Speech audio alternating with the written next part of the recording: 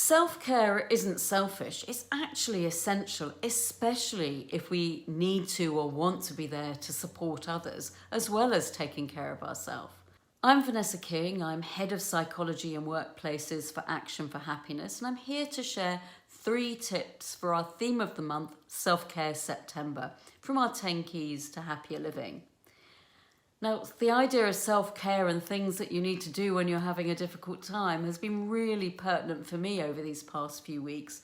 My partner's been having major surgery and had an emergency admission to hospital.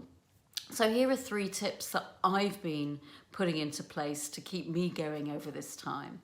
So the first is having what I'm calling a little positive micro project.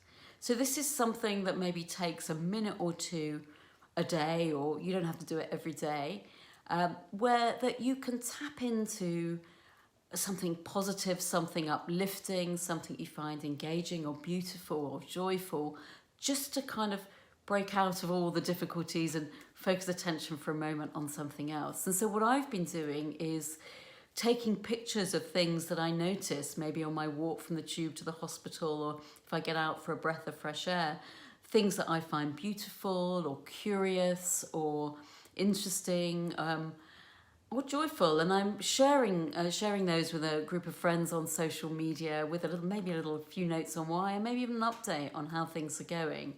And that's been something that's helping me kind of feel a little bit more anchored. The second tip is moving your body however you're able to move it. Now, when we are facing under stress or difficulties, it's often our bodies tense up and we're more static than usual. But moving our body is really essential for keeping it sort of sustained, really, and helping us stay psychologically sustained. So whether you're able to get out for a walk or do a little bit of yoga or even chair yoga, if you're not able to walk or stand, just remembering to do that when you can. And for me, I've been trying to a couple of times a week get out, and even if it's just for 15 minutes, go for a quick swim. I've found the water really kind of supporting and holding for me. And of course, tune in to when you need rest. So it can be very tiring when you're facing difficulties or helping other people. So knowing when you need to lie down on the sofa or go to bed is important too.